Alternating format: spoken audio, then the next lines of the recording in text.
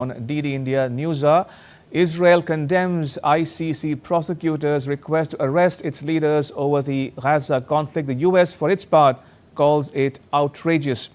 Joining me is Mr. Anil Wadhwa. He is a former Indian ambassador to Italy and San Marino, Thailand, Oman, Poland and Lithuania.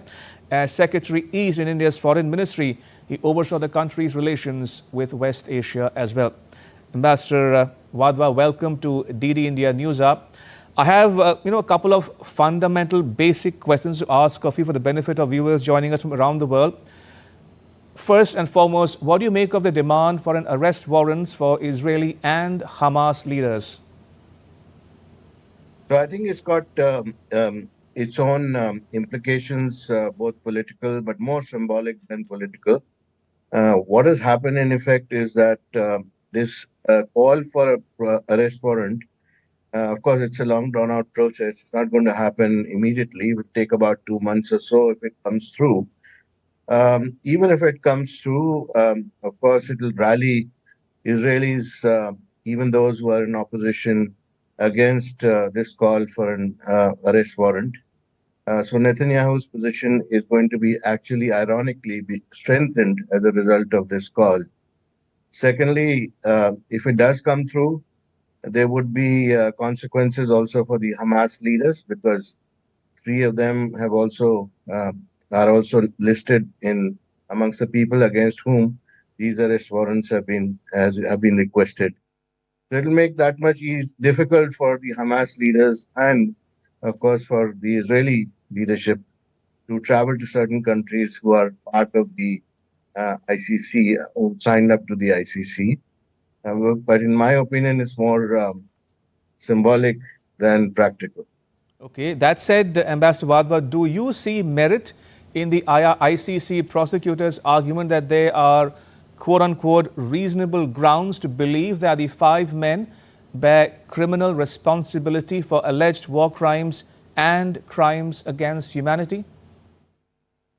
I think it's more of a political gesture on the part of the ICC. As we all know, Israel is not part of the ICC, not joined the statute, the Rome Statute, and neither has the United States or UK for that matter. So it's coming now at this juncture after much has been done in Gaza and in Israel, and so many efforts have been made to stop the war. It's only going to add to the confusion, in my opinion. So therefore, I would look at it from a political perspective rather than a practical move. All right, fair enough. Another question that's agitating many a mind as we speak around the world is, what's the way forward in Gaza? So the way forward in Gaza, of course, is to stop the fighting as soon as possible. And for that to happen, I think both sides need to show some amount of flexibility. You can't have, everything which one side can accept, because you have to have a give and take. And in this, I think the key role has to be played by the United States, because they seem to be the only country with an influence over Israel. And not much has happened, despite what the United States has been saying in public. But I think they need to step up here and make sure that the ceasefire happens as quickly as possible. And after that, we need a roadmap as to how Gaza is going to be governed.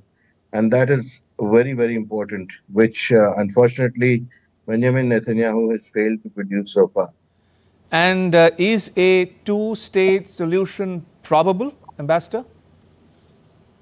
Given the current leadership in Israel, it's not likely at all. Okay.